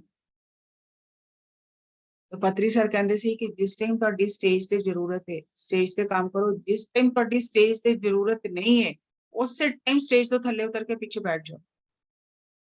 ਲੇਕਿਨ ਇਸ ਚੀਜ਼ ਦੀ ਸਮਝ ਹੀ ਨਹੀਂ ਆਉਂਦੀ ਕਿ ਕਿਸ ਟਾਈਮ ਤੇ ਸਟੇਜ ਤੇ ਬੈਠਣਾ ਹੈ, ਕਿਸ ਟਾਈਮ ਸਟੇਜ ਤੋਂ ਉਤਰਨਾ ਹੈ। ਤੇ ਅਸੀਂ ਹਰ ਵਕਤ ਸਟੇਜ ਤੇ ਹੀ ਰਹਿਣਾ ਚਾਹੁੰਦੇ ਹਾਂ ਕਿ ਅਸੀਂ ਲੋਕਾਂ ਦੀਆਂ ਨਜ਼ਰਾਂ ਵਿੱਚ ਹੀ ਰਹੀਏ, ਅਸੀਂ ਕੈਮਰੇ ਦੇ ਸਾਹਮਣੇ ਹੀ ਰਹੀਏ। ਤੇ ਅਸੀਂ ਆਪਣੀ ਪੋਜੀਸ਼ਨ ਨਾਲ ਇੰਨਾ ਜ਼ਿਆਦਾ ਅਟੈਚ ਹੋ ਜਾਂਦੇ ਹਾਂ ਕਿ ਜਿਸ ਤਰ੍ਹਾਂ ਕੋਈ ਡਾਕਟਰ ਹੁੰਦਾ ਨਾ, ਤੇ ਆਪਣੇ ਨਾਮ ਤੋਂ ਪਹਿਲੇ ਲਗਾਉਂਦਾ ਡਾਕਟਰ, ਇੰਜੀਨੀਅਰ। ਤੇ ਐਸੇ ਤਰ੍ਹਾਂ ਅਧਿਆਤਮ ਵਿੱਚ ਆ ਕੇ ਅਗਰ ਗੁਰੂ ਸਾਨੂੰ ਕੋਈ ਪਦਵੀ ਦਿੰਦਾ ਨਾ, ਤੇ ਅਗਰ ਉਹ ਪਦਵੀ ਸਾਡੇ ਨਾਮ ਨਾਲ ਨਾ ਲੱਗੀ ਹੋਏ ਨਾ, ਸਭ ਤੋਂ ਪਹਿਲੇ ਧਿਆਨ ਜਾਏਗਾ ਕਿ ਕੀ ਮੇਰੇ ਨਾਮ ਨਾਲ ਇਹ ਪਦਵੀ ਲੱਗੀ ਕਿ ਨਹੀਂ ਲੱਗੀ, ਜਿੰਨੇ ਵੀ ਫਲਾਇਰ ਬਣਾਇਆ ਮੇਰੀ ਪਦਵੀ ਲਿਖੀ ਕਿ ਨਹੀਂ ਲਿਖੀ। ਉਹ ਹੌਲੀ ਹੌਲੀ ਅਹੰਕਾਰ ਬਣਦਾ ਜਾਏਗਾ। ਉਸ ਪੋਜੀਸ਼ਨ ਨਾਲ ਹੁਣ ਸਾਡਾ ਲਗਾਵ ਹੋ ਗਿਆ। ਤੇ ਪੋਜੀਸ਼ਨ ਤੇ ਜੋ ਗੁਰੂ ਨੇ ਦਿੱਤੀ ਉਹ ਬਹੁਤ ਵੱਡੀ ਜ਼ਿੰਮੇਵਾਰੀ ਹੈ। ਉਹ ਉਸ ਤਰ੍ਹਾਂ ਦੀ ਪੋਜੀਸ਼ਨ ਨਹੀਂ ਹੈ ਜਿਸ ਤਰ੍ਹਾਂ ਪਰਮਵੀਰ ਚੱਕਰ ਮਿਲ ਗਿਆ ਤੇ ਪਦਮ ਸ਼੍ਰੀ ਮਿਲ ਗਿਆ। ਗੁਰੂ ਜਿਹੜੀ ਤੁਹਾਨੂੰ ਪੋਜੀਸ਼ਨ ਦਿੰਦਾ ਹੈ, ਜਿਹੜਾ ਤੁਹਾਨੂੰ ਟਾਈਟਲ ਦਿੰਦਾ ਹੈ, ਕੋਈ ਤੁਹਾਨੂੰ ਪ੍ਰੇਮ ਵਿੱਚ ਆ ਕੇ ਤੁਹਾਨੂੰ ਕੁਝ ਕਹਿ ਗੁਰੂ ਨੇ ਟਾਈਟਲ ਦਿੱਤਾ, ਤੇ ਉਹ ਤੇ ਬਹੁਤ ਵੱਡੀ ਜ਼ਿੰਮੇਵਾਰੀ ਹੈ। ਤੁਹਾਨੂੰ ਉਹ ਉਸ ਤਰ੍ਹਾਂ ਜੀਣਾ ਪਏਗਾ। ਖਾਲੀ ਟਾਈਟਲ ਨਹੀਂ ਹੈ ਕਿ ਤੁਸੀਂ ਲਿਜਾ ਕੇ ਘਰ ਸਜਾ ਲਿਆ। ਉਹ ਤੇ ਤੁਹਾਨੂੰ ਇੰਨੀ ਵੱਡੀ ਜ਼ਿੰਮੇਵਾਰੀ ਦੇ ਗਏ। ਉਹ ਚਾਹੁੰਦੇ ਨੇ ਕਿ ਤੁਸੀਂ ਉਸ ਅਵਸਥਾ ਤੱਕ ਪਹੁੰਚੋ। ਤੇ ਅਸੀਂ ਗਲਤੀ ਕੀ ਕਰਨੇ, ਅਸੀਂ ਸਮਝਦੇ ਅਸੀਂ ਪਹੁੰਚ ਗਏ ਤੇ ਬਸ ਅਸੀਂ ਫਸ ਜਾਂਦੇ ਹਾਂ। ਫਿਰ ਅਸੀਂ ਧਿਆਨ ਦੇਣਾ ਛੱਡ ਦਿੰਦੇ ਹਾਂ ਕਿ ਅਸੀਂ ਤੇ ਪਹੁੰਚ ਹੀ ਗਏ, ਹੁਣ ਸਾਨੂੰ ਸਾਵਧਾਨੀ ਦੀ ਕੀ ਲੋੜ ਹੈ। ਔਰ ਇਹਦੇ 'ਚ ਅਸੀਂ ਫਸ ਜਾਂਦੇ ਹਾਂ। ਤੇ ਆਪਣੇ ਆਪ ਨੂੰ ਚੈੱਕ ਕਰਦੇ ਰਹਿਣਾ, ਜਿੱਥੇ ਮੇਰੀ ਜ਼ਰੂਰਤ ਨਹੀਂ ਹੈ ਉੱਥੋਂ ਮੈਂ ਆਪਣੇ ਆਪ ਨੂੰ ਹਟਾ ਲਾਂ। ਨਾਟ ਸ਼ੇਅਰਿੰਗ ਰਿਸਪੌਂਸਿਬਿਲਿਟੀਜ਼ ਬਹੁਤ ਵੱਡਾ ਬਲੰਡਰ ਹੈ ਸਪਿਰਿਚੁਅਲੀ, ਕਿ ਮੈਂ ਕਰ ਲਾਂਗਾ, ਤੁਹਾਨੂੰ ਤੇ ਕਰਨਾ ਨਹੀਂ ਆਉਂਦਾ, ਮੈਂ ਹੀ ਕਰ ਲਾਂਗਾ, ਹਰ ਜ਼ਿੰਮੇਵਾਰੀ ਮੈਂ ਹੀ ਨਿਭਾ ਲਾਂਗਾ, ਮੇਰੇ ਤੋਂ ਬਿਨਾਂ ਤੇ ਇਹ ਪ੍ਰੋਗਰਾਮ ਚੱਲੇਗਾ ਹੀ ਨਹੀਂ, ਮੈਂ ਤੁਹਾਨੂੰ ਦੱਸਾਂਗਾ, ਮੈਂ ਕਰਾਂਗਾ, ਮੈਂ ਵਿੱਚ ਅਸੀਂ ਫਸ ਜਾਂਦੇ ਹਾਂ ਤੇ ਅਸੀਂ ਦੂਸਰੇ ਨੂੰ ਜ਼ਿੰਮੇਵਾਰੀਆਂ ਦਿੰਦੇ ਹੀ ਨਹੀਂ। ਅਸੀਂ ਸਾਰੀਆਂ ਜਿਹੜੀਆਂ ਮੇਨ ਜ਼ਿੰਮੇਵਾਰੀਆਂ ਨੂੰ ਆਪਣੇ ਕੋਲ ਰੱਖ ਲੈਣੇ, ਛੋਟੇ ਛੋਟੇ ਕੰਮ ਦੂਜਿਆਂ ਨੂੰ ਦੇ ਦੇਣੇ ਕਿ ਇਹ ਵੱਡਾ ਕੰਮ ਤੇ ਆ ਕਰ ਹੀ ਨਹੀਂ ਸਕਦਾ, ਉਹ ਤੇ ਮੈਂ ਹੀ ਕਰ ਸਕਣਾ। ਤੇ ਇਹਦੇ ਵਿੱਚ ਹੀ ਕਈ ਜਨਮ ਲਾਏ। ਮਤਲਬ ਮੈਂ ਆਪਣੀ ਕੁਰਸੀ ਨਹੀਂ ਛੱਡਣੀ, ਆਪਣੀ ਕੁਰਸੀ ਤੇ ਮੈਂ ਜੰਮ ਕੇ ਬੈਠੇ ਰਹਿਣਾ, ਬਾਕੀ ਸਾਰੇ ਕੰਮ ਕਰੋ, ਮੈਂ ਕੁਰਸੀ ਨਹੀਂ ਛੱਡਣੀ। ਤੇ ਅਗਰ ਮੈਂ ਕੁਰਸੀ ਨਹੀਂ ਛੱਡਣੀ ਤੇ ਕੁਰਸੀ ਤੇ ਚਲੀ ਜਾਣੀ ਕਿ ਨਹੀਂ। ਅਧਿਆਤਮ ਵਿੱਚ ਕਹਿੰਦੇ ਨੇ ਕਿ ਅਗਰ ਤੁਸੀਂ ਆਪਣੇ ਜਿਹੜੇ ਵੀ ਸੰਤ ਹੁੰਦੇ ਨੇ ਨਾ, ਉਹ ਕਿਸੇ ਨੂੰ ਆਪਣੇ ਜਿਹਾ ਜ਼ਰੂਰ ਬਣਾਉਂਦੇ ਨੇ। ਤੇ ਜੇ ਤੁਸੀਂ ਦਿਓਗੇ ਹੀ ਨਹੀਂ, ਹੁਣ ਪਤਰੀ ਸਰ ਨੇ ਕਿੰਨਿਆਂ ਨੂੰ ਆਪਣੇ ਨਾਲ ਬਿਠਾਇਆ, ਉਪਾਧੀਆਂ ਦਿੱਤੀਆਂ, ਕਿੰਨਾ ਕੁਝ ਕੀਤਾ, ਕਿਉਂ? ਕਿਉਂਕਿ ਉਹ ਸਾਡੇ ਅੰਦਰ ਵਿਸ਼ਵਾਸ ਜਗਾਉਂਦੇ ਨੇ ਕਿ ਜੋ ਮੈਂ ਕੀਤਾ ਤੁਸੀਂ ਵੀ ਕਰ ਸਕਦੇ ਹੋ, ਮੁਸ਼ਕਿਲ ਨਹੀਂ ਹੈ, ਤੁਸੀਂ ਕਰ ਸਕਦੇ ਹੋ। ਤੇ ਜੇ ਉਹ ਸਾਡੇ ਤੇ ਵਿਸ਼ਵਾਸ ਨਾ ਕਰਨ, ਸਾਨੂੰ ਰਿਸਪੌਂਸਿਬਿਲਿਟੀ ਨਿਭਾਉਣ ਲਈ ਦੇਣ ਹੀ ਨਾ, ਤੇ ਫਿਰ ਤੇ ਅਸੀਂ ਕੁਝ ਵੀ ਨਹੀਂ ਕਰ ਸਕਦੇ, ਫਿਰ ਤੇ ਅਸੀਂ ਕਮਜ਼ੋਰ ਹੀ ਰਹਿ ਗਏ। ਤੇ ਜੇ ਅਸੀਂ ਕਿਸੇ ਨੂੰ ਰਿਸਪੌਂਸਿਬਿਲਿਟੀ ਸ਼ੇਅਰ ਨਹੀਂ ਕਰ ਰਹੇ ਕਿਸੇ ਨਾਲ, ਤੇ ਫਿਰ ਅਸੀਂ ਵੀ ਕਮਜ਼ੋਰ ਰਹਿ ਜਾਵਾਂਗੇ ਤੇ ਅਸੀਂ ਕਿਸੇ ਨੂੰ ਵਧਣ ਵੀ ਨਹੀਂ ਦੇਵਾਂਗੇ। ਔਰ ਇਹਦੇ ਵਿੱਚ ਕਈ ਜਨਮ ਇਹ ਲੈਸਨ ਸਿੱਖਣ ਚ ਲੱਗ ਜਾਣਗੇ। Dominating, not happy for others growth. ਅਗਰ ਮੇਰੇ ਤੋਂ ਕੋਈ ਅੱਗੇ ਵੱਧ ਗਿਆ ਤੇ ਮੈਨੂੰ ਪਰੇਸ਼ਾਨੀ, ਉਹ ਅੱਗੇ ਕਿਸ ਤਰ੍ਹਾਂ ਵੱਧ ਗਿਆ, ਉਹ ਤੇ ਅਜੇ ਥੋੜੇ ਦਿਨ ਹੋਏ ਆਇਆ ਤੇ ਉਹਨੂੰ ਇੰਨਾ ਅੱਗੇ ਵੱਧ ਗਿਆ, ਤੇ ਮੈਂ ਤੇ ਰਹਿ ਗਈ, ਮੈਂ ਤੇ ਇੰਨੇ ਸਾਲਾਂ ਤੋਂ ਕਰ ਰਹੀ ਹਾਂ। ਤੇ ਉਹ ਫਿਰ ਅਸੀਂ ਇੱਥੇ ਫਸ ਜਾਂਦੇ ਆ ਕਿ ਅਸੀਂ ਦੂਜਿਆਂ ਨੂੰ ਅੱਗੇ ਵਧਦੇ ਦੇਖ ਕੇ ਖੁਸ਼ ਨਹੀਂ ਹੁੰਦੇ। ਉੱਤੋਂ ਅਸੀਂ ਖੁਸ਼ੀ ਦਿਖਾਵਾਂਗੇ ਲੇਕਿਨ ਅੰਦਰੋਂ ਅਸੀਂ ਕੁਝ ਨਹੀਂ ਹੁੰਦੇ। ਸਾਨੂੰ ਲੱਗਦਾ ਮੈਂ ਇੰਨੇ ਸਾਲਾਂ ਤੋਂ ਲੱਗਾ, ਮੇਰੇ ਤੋਂ ਅੱਗੇ ਕਿਸ ਤਰ੍ਹਾਂ ਵੱਧ ਗਿਆ। ਤੇ ਫਿਰ ਕੀ ਗੱਲ ਆ ਗਈ, ਜਿਨ ਮਨ ਹੋਰ ਮੁਖ ਹੋਰ ਤੇ ਕਾਂਡੇ ਕੱਚਿਆ।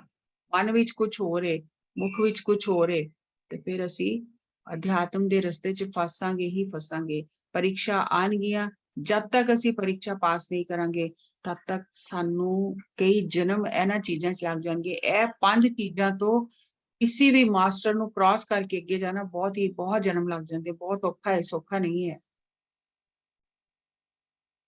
ਸਾਨੂੰ ਐਕਸਪੈਕਟੇਸ਼ਨਸ ਤੋਂ एक्सेप्टेंस ਵਿੱਚ जाना है कि किसी तो कोई उम्मीद नहीं है, जो मैं अच्छा कर सकना मैं वो करा। और एम्ब्रेस योर शैडो सेल्फ। कोई भी पूर्ण नहीं है, हर एक ਦੇ ਅੰਦਰ ਅਪੂਰਨਤਾ ਹੈ, ਕਮੀਆਂ ਨੇ, ਗਲਤੀਆਂ ਨੇ। ਉਹਨਾਂ ਗਲਤੀਆਂ ਨੂੰ ਸੁਧਾਰਨ ਲਈ ਅਸੀਂ ਧਰਤੀ ਤੇ ਆਏ ਹਾਂ। ਤੇ ਅਸੀਂ ਆਪਣੇ ਆਪ ਨੂੰ ਬੰਨਣਾ ਨਹੀਂ ਹੈ, ਕਿਸੇ ਨਾਲ ਨਹੀਂ ਬੰਨਣਾ, ਕਿਸੇ ਚੀਜ਼ ਨਾਲ ਨਹੀਂ ਬੰਨਣਾ, ਕਿਸੇ ਬੰਦੇ ਨਾਲ ਨਹੀਂ ਬੰਨਣਾ। ਅਗਰ ਅੱਜ ਪਤਰੀ ਜੀ ਨੇ ਸਾਨੂੰ ਆਪਣੇ ਨਾਲ ਬੰਧਿਆ ਹੁੰਦਾ ਤੇ ਅੱਜ ਅਸੀਂ ਕਲਾਸਿਸ ਲੈ ਰਹੇ ਹੁੰਦੇ, ਬੈਠ ਕੇ ਰੋ ਰਹੇ ਹੁੰਦੇ ਕਿ ਸਾਡੇ ਗੁਰੂ ਸਾਨੂੰ ਛੱਡ ਕੇ ਚਲੇ ਗਏ, ਕਿਉਂਕਿ ਉਹਨਾਂ ਨੇ ਸਾਨੂੰ ਆਪਣੇ ਨਾਲ ਬੰਨਿਆ ਹੀ ਨਹੀਂ। ਉਹ ਆਪ ਵੀ ਮੁਕਤ ਰਹੇ ਤੇ ਸਾਨੂੰ ਵੀ ਮੁਕਤ ਕਰ ਗਏ। ਤੇ ਜੇ ਐਸਾ ਨਾ ਹੁੰਦਾ ਤੇ ਅਸੀਂ ਤੇ ਬੈਠ ਕੇ ਰੋਂਦੇ ਰਹਿੰਦੇ ਜੀ। ਲੇਕਿਨ ਕਿਸੇ ਨਾਲ ਉਹਨਾਂ ਨੇ ਜਦ ਸਾਨੂੰ ਆਪਣੇ ਨਾਲ ਨਹੀਂ ਬੰਨਿਆ ਤੇ ਅਸੀਂ ਆਪਣੇ ਆਪ ਨੂੰ ਕਿਸੇ ਮਾਸਟਰ ਨਾਲ ਕਿਵੇਂ ਬੰਨ ਸਕਦੇ ਹਾਂ? ਅਗਰ ਅਸੀਂ ਬੰਨ ਰਹੇ ਹਾਂ ਤੇ ਗਲਤ ਅਸੀਂ ਜਾ ਰਹੇ ਹਾਂ, ਔਰ ਜਿਹਦੇ ਨਾਲ ਬੰਨ ਰਹੇ ਹਾਂ ਉਹਦੇ ਰਸਤੇ 'ਚ ਰੁਕਾਵਟ ਪੈਦਾ ਕਰ ਰਹੇ ਹਾਂ। ਹਰ ਦਿਨ ਖੁਦ ਨੂੰ ਚੈੱਕ ਕਰੋ ਕਿ ਮੈਂ ਕਿਸੇ ਦੂਜੇ ਦੀ એનર્ਜੀ 'ਚ ਨਹੀਂ ਚਲਾ ਗਿਆ। ਇੰਟੀਗ੍ਰੇਟ ਯੋਰਸੈਲਫ, ਆਪਣੀਆਂ ਕਮੀਆਂ ਨੂੰ ਸਵੀਕਾਰ ਕਰੋ ਔਰ ਉਹਨਾਂ ਨੂੰ ਸੁਧਾਰਨ ਦੀ ਕੋਸ਼ਿਸ਼ ਕਰੋ। ਮੈਂ ਹਰ ਸਮੇਂ ਕੈਮਰੇ ਦੇ ਸਾਹਮਣੇ ਮੈਂ ਜੋ ਦਿਖ ਰਹੀ ਹਾਂ, ਮੈਂ ਕੈਮਰੇ ਦੇ ਸਾਹਮਣੇ ਜੋ ਦਿਖ ਰਹੀ ਹਾਂ ਵੈਸੀ ਨਹੀਂ ਹਾਂ ਮੈਂ। ਮੇਰੇ ਬਹੁਤ ਸਾਰੇ ਲੈਸਨ ਨੇ, ਮੇਰੇ ਬਹੁਤ ਸਾਰੀਆਂ ਗਲਤੀਆਂ ਨੇ। ਆਪਣੇ ਆਪ ਨੂੰ ਇੰਟੀਗ੍ਰੇਟ ਕਰੋ ਕਿ ਦੋ ਚਿਹਰੇ ਨਹੀਂ ਰੱਖਣੇ ਕਿ ਇਹ ਸਾਹਮਣੇ ਤੇ ਮੈਂ ਹੋਰ ਹਾਂ, ਪਿੱਛੇ ਮੈਂ ਹੋਰ ਹਾਂ। ਜਿੰਨਾ ਵੀ ਸਾਡੇ ਅੰਦਰ ਇਹ ਗੈਪ ਹੈ, ਮਨ ਵਿੱਚ ਕੁਝ ਹੋ ਰਿਹਾ, ਮੁਖ ਵਿੱਚ ਕੁਝ ਹੋ ਰਿਹਾ, ਜਿੰਨਾ ਵੀ ਇਹ ਸਾਡਾ ਗੈਪ ਹੈ, ਇਹਨੂੰ ਅਸੀਂ ਇੱਕ ਕਰਨਾ, ਆਪਣੀਆਂ ਕਮੀਆਂ ਨੂੰ ਦੂਰ ਕਰਨਾ, ਆਪਣੇ ਆਪ ਨੂੰ ਅਖੰਡ ਕਰਨਾ। ਖੰਡ ਅਗਰ ਅਸੀਂ ਹੋਏ ਆ ਤੇ ਤਾਂ ਹੀ ਤੇ ਸਾਡਾ ਮਨ ਨਹੀਂ ਲੱਗਦਾ। ਤੇ ਜੇ ਅਸੀਂ ਇੱਕ ਹੋ ਗਏ ਅੰਦਰੋਂ ਬਾਹਰੋਂ ਤੇ ਫਿਰ ਮਨ ਨੂੰ ਲਗਾਉਣ ਦੀ ਲੋੜ ਹੀ ਨਹੀਂ, ਮਨ ਤੇ ਲੱਗਾ ਹੀ ਹੋਇਆ। ਅਸੀਂ ਆਪਣੇ ਆਪ ਨੂੰ ਇੰਟੀਗ੍ਰੇਟ ਕਰਨਾ, ਅਖੰਡਿਤ ਕਰਨਾ, ਖੰਡ ਨਹੀਂ ਕਰਨਾ। ਇਹਦੇ ਸਾਹਮਣੇ ਮੇਰਾ ਚਿਹਰਾ ਹੋਰ, ਇਹਦੇ ਸਾਹਮਣੇ ਹੋਰ, ਉਹਦੇ ਸਾਹਮਣੇ ਹੋਰ, ਤੇ ਫਿਰ ਤੇ ਮੇਰਾ ਮਨ ਲੱਗੇਗਾ ਹੀ ਨਹੀਂ ਧਿਆਨ ਵਿੱਚ। You are not obliging anybody। अगर मैं आज सेशन ले रही हूँ तो मैं किसी पे एहसान नहीं कर रही, क्योंकि ਇਹ ਜੋ ਮੈਂ ਸ਼ੇਅਰ ਕਰ ਰਹੀ ਹਾਂ, ਜੋ ਮੈਨੂੰ ਇਨਸਾਈਟਸ ਆਈਆਂ ਨੇ, ਇਹਦੇ ਚ ਮੇਰੀ ਵਿਕਾਸ ਹੋ ਰਿਹਾ ਹੈ, ਮੇਰੀ ਆਤਮਾ ਅੱਗੇ ਵਧ ਰਹੀ ਹੈ। ਮੈਂ ਕਿਸੇ ਤੇ एहसान ਨਹੀਂ ਕਰ ਰਹੀ। ਲੇਕਿਨ ਇਹ ਬਾਰ-ਬਾਰ ਕਹਿਣ ਦੀ ਗੱਲ ਨਹੀਂ, ਆਪਣੇ ਮੈਂ ਮਨ ਵਿੱਚ ਰੱਖਣਾ ਹੈ ਕਿ ਤੁਸੀਂ ਮੈਨੂੰ ਮੌਕਾ ਦੇ ਰਹੇ ਹੋ ਕਿ ਜੋ ਇਨਸਾਈਟਸ ਮੈਨੂੰ ਆਈਆਂ ਮੈਂ ਅੱਜ ਤੁਹਾਡੇ ਨਾਲ ਸ਼ੇਅਰ ਕੀਤੀਆਂ। ਮੈਂ ਖਾਲੀ ਹੋ ਗਈ, ਜੋ ਮੈਨੂੰ ਸਮਝ ਆਇਆ ਮੈਂ ਸ਼ੇਅਰ ਕਰਤਾ। ਹੁਣ ਪਰਮਾਤਮਾ ਮੈਨੂੰ ਹੋਰ ਦੇਗਾ ਤੇ ਵਧਿਆ ਕੌਣ? ਨਹੀਂ ਵਧੀ ਅੱਗੇ। ਤੇ ਮੈਂ ਕੋਈ ਕਿਸੇ ਤੇ एहसान ਨਹੀਂ ਕਰ ਰਹੀ। ਔਰ ਜਿਸ ਵੇਲੇ ਅਸੀਂ ਇਹ ਸਮਝਦੇ ਹਾਂ ਨਾ ਕਿ ਅਸੀਂ ਸ਼ੇਅਰ ਕਰਕੇ ਕਿਸੇ ਤੇ एहसान ਕਰ ਰਹੇ ਹਾਂ, ਤੇ ਇਹ ਵੀ ਸਾਡੀ ਬਹੁਤ ਵੱਡੀ ਭੂਲ ਹੈ, ਗਲਤੀ ਹੈ। ਫਿਰ ਸਾਡੇ ਅੰਦਰ ਮੈਂ ਬੰਦੀ ਜਾਏਗੀ ਕਿ ਮੈਂ ਸ਼ੇਅਰ ਕਰ ਰਿਹਾ, ਮੈਂ ਨਹੀਂ ਕਰ ਰਹੀ, ਮੇਰੇ ਕੋਲੋਂ ਕਰਾਇਆ ਜਾ ਰਿਹਾ, ਮੈਨੂੰ ਗਿਆਨ ਦਿੱਤਾ ਜਾ ਰਿਹਾ ਤਾਂ ਕਿ ਮੈਂ ਉਹਨੂੰ ਵੰਡ ਸਕਾਂ। ਮੇਰੇ ਕੋਲ ਕੁਝ ਹੋਏਗਾ ਤੇ ਮੈਂ ਵੰਡਾਂਗੀ ਨਾ, ਮੇਰੇ ਕੋਲ ਕੁਝ ਹੈ ਨਹੀਂ ਤੇ ਮੈਂ ਵੰਡਾਂਗੀ ਕੀ?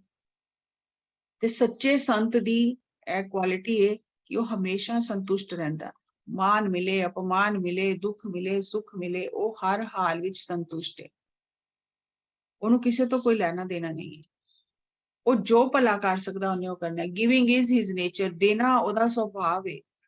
ਜਿਸ ਤਰ੍ਹਾਂ ਤੁਸੀਂ ਕਹਾਣੀ ਸੁਣੀ ਹੈ ਕਿ ਸੰਤ ਨੇ ਬਿੱਛੂ ਕੱਢਿਆ, ਨਦੀ 'ਚ ਵਹਿੰਦਾ ਜਾ ਰਿਹਾ ਸੀ ਤੇ ਉਹਨੇ ਬਾਰ-ਬਾਰ ਡੰਗ ਮਾਰਿਆ, ਤੇ ਕਿਸੇ ਨੇ ਉਹਨੂੰ ਕਿਹਾ ਕਿ ਬਾਰ-ਬਾਰ ਡੰਗ ਮਾਰਿਆ, ਤੁਸੀਂ ਛੱਡਦੇ ਕਿਉਂ ਨਹੀਂ ਇਹਨੂੰ? ਤੇ ਉਹਨੇ ਕਿਹਾ ਜੇ ਉਹ ਆਪਣਾ ਸੁਭਾਅ ਨਹੀਂ ਛੱਡਦਾ ਤੇ ਮੈਂ ਕਿਉਂ ਛੱਡਾਂ ਆਪਣਾ ਸੁਭਾਅ, ਮੇਰਾ ਕੰਮ ਹੈ ਬਚਾਣਾ। ਤੇ ਉਹ ਦੇਣਾ ਉਹਨਾਂ ਦਾ ਸੁਭਾਅ ਹੁੰਦਾ ਹੈ। ਉਹ ਸ਼ਕਲ ਵੇਖ ਕੇ ਨਹੀਂ ਦਿੰਦੇ ਕਿ ਇਹਨੇ ਜ਼ਿਆਦਾ ਪੈਸੇ ਦਿੱਤੇ, ਜ਼ਿਆਦਾ ਦਾਨ ਦਿੱਤਾ, ਤੈਨੂੰ ਤੇ ਨੇੜੇ ਲਿਆਓ ਮੇਰੇ, ਤੈਨੂੰ ਤੇ ਬਾਹਰ, ਇਹਨੇ ਜ਼ਿਆਦਾ ਦਿੱਤਾ ਨਹੀਂ, ਇਹਦੇ ਕੋਲ ਕੁਛ ਹੈ ਨਹੀਂ, ਤੈਨੂੰ ਬਾਹਰ ਹੀ ਰੱਖੋ, ਨਹੀਂ। ਦੇਣਾ ਉਹਨਾਂ ਦਾ ਪ੍ਰਾਕਿਰਤਿਕ ਸੁਭਾਅ ਹੈ। ਜਿਸ ਤਰ੍ਹਾਂ ਦੀਏ ਦਾ ਸੁਭਾਅ ਹੈ ਪ੍ਰਕਾਸ਼ ਦੇਣਾ। ਅੱਜ ਦੀਵਾਲੀ ਹੈ ਤੇ ਬਾਹਰ ਦੇ ਦੀਵੇ ਜਿੱਥੇ ਜਗਾਈਏ, ਅਸੀਂ ਆਪਣੇ ਅੰਦਰ ਦਾ ਦੀਵਾ ਵੀ ਜਗਾਈਏ, ਕਿਉਂਕਿ ਬਾਹਰ ਦਾ ਦੀਵਾ ਤੇ ਬੁੱਝ ਜਾਏਗਾ, ਅੰਦਰ ਦਾ ਦੀਵਾ ਬੁੱਝੇਗਾ ਨਹੀਂ। ਜੇ ਅਸੀਂ ਅੱਜ ਇਹੀ ਸਬਕ ਸਿੱਖ ਲਈਏ ਕਿ ਮਨ ਮੇਰਾ ਔਰ ਮੁਖ ਮੇਰਾ ਇੱਕ ਹੋਣਾ ਚਾਹੀਦਾ, ਮੇਰੇ ਚਿਹਰੇ ਅਲੱਗ-ਅਲੱਗ ਨਹੀਂ ਹੋਣੇ ਚਾਹੀਦੇ, ਮੇਰਾ ਚਿਹਰਾ ਇੱਕ ਹੀ ਹੋਣਾ ਚਾਹੀਦਾ, ਜਿਹਨੂੰ ਮੈਂ ਖੁਦ ਪ੍ਰਕਾਸ਼ ਵਿੱਚ ਦੇਖ ਸਕਾਂ, ਆਪਣੀ ਸੁੰਦਰਤਾ ਮੈਂ ਆਪ ਦੇਖ ਸਕਾਂ।